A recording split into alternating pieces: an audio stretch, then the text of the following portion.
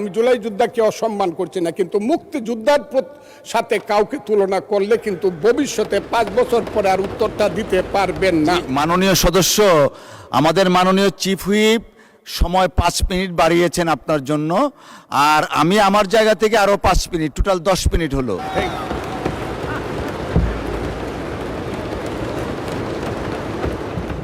আমি মুক্তিযুদ্ধ সম্পর্কে একটা কথা বলবো।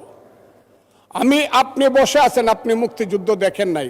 স্পিকার সাহেব থাকলে উনাকে বলতাম উনি কি করে সেই জকিগঞ্জ থেকে ধরে সিলেট পর্যন্ত শালুটিকার বন্দরকে রক্তের সাগর সৃষ্টি করে শহীদ জিয়ার নেতৃত্বে, জিয়াউর রহমানের বীরত্বের নেতৃত্বে সিলেট দখল করেছে, যে সেই রক্তের সাগর, সেই মুক্তিযুদ্ধের কথাটা আমি বলতে চাই।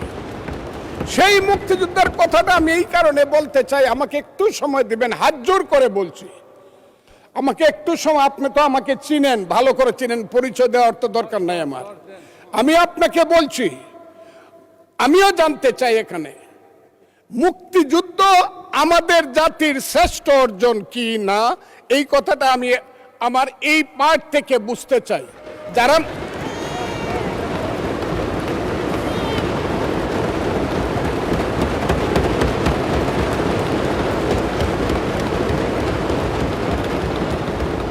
তাহলে 146 এবং 47 ধারায় বা পেরা যে দুইটা। জি মাননীয় সদস্য, জি জি জি মাননীয় সদস্য, আমাদের মাননীয় চিফ হুইপ সময় 5 মিনিট বাড়িয়েছেন আপনার জন্য, আর আমি আমার জায়গা থেকে আরো 5 মিনিট, টোটাল 10 মিনিট হলো।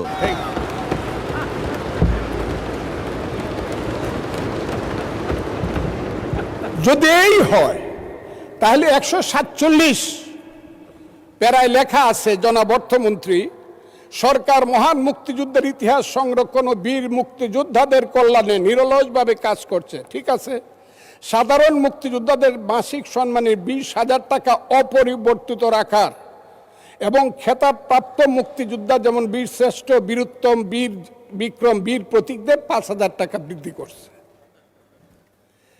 ঠিক 48 ওনারা এসে লিখতেছেন জুলাই অভ্যুত্থানে, আমি তাদেরকেও শ্রদ্ধা করি, জুলাই অভ্যুত্থানকেও আমি শ্রদ্ধা করি। জুলাই অভ্যুত্থানে শহীদ পরিবারের মাসিক ভাতা 20,000 টাকা, ঠিক আছে।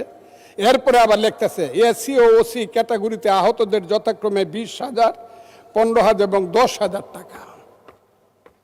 কোনো কারণেই ওই যে আমি বলছি, যারা মুক্তিযুদ্ধকে শ্রেষ্ঠ মনে করেন, কোনো কারণেই মুক্তিযোদ্ধার সম্মানী ভাতার সঙ্গে অন্য কারো সম্মানী ভাতার কোনো তুলনা হতে পারে না।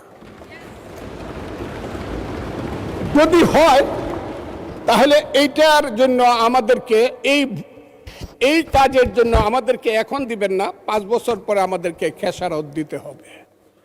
কারণ এখানে যারা আসছেন, যদি নিজেকে অসত্য বলে মনে না করেন বা বুকে হাত দিয়ে বলতে পারেন, সব লোক অন্তত 99% এমপি বিএনপির যারা হয়েছেন, তারা প্রত্যেকেই শেষ পর্যন্ত বলতে হয়েছে আমরা শহীদ মুক্তিযোদ্ধা জিয়াউর রহমানের দল, আমরা মুক্তিযুদ্ধের পক্ষে, এই কথাটা বলে আসছে। আর তারা বলছে তারা জুলাইয়ের পক্ষে এবং সৎ নেতৃত্বের পক্ষে, সৎ রাজনীতির পক্ষে। কাজেই মুক্তিযোদ্ধা আর জুলাই যুদ্ধ, আমি জুলাই যোদ্ধাকে অসম্মান করছি না, কিন্তু মুক্তিযোদ্ধার সাথে কাউকে তুলনা করলে কিন্তু ভবিষ্যতে 5 বছর পরে আর উত্তরটা দিতে পারবেন না, এটা হবে না। কাজেই আমি আজকে বলছি 1 টাকা হইলেও মুক্তিযোদ্ধার সম্মানী ভাতা বাড়াতে হবে, বেশি করতে হবে, না হলে উত্তর কোনোদিন দিতে পারবেন না। কিন্তু এই ব্যাপারে আমি আর কথা বলবো না, এটি আমার কথা। আমার এখানে ত্রুটি মনে হয়েছে আমাদের বাজেটের মধ্যে। এখন আসবো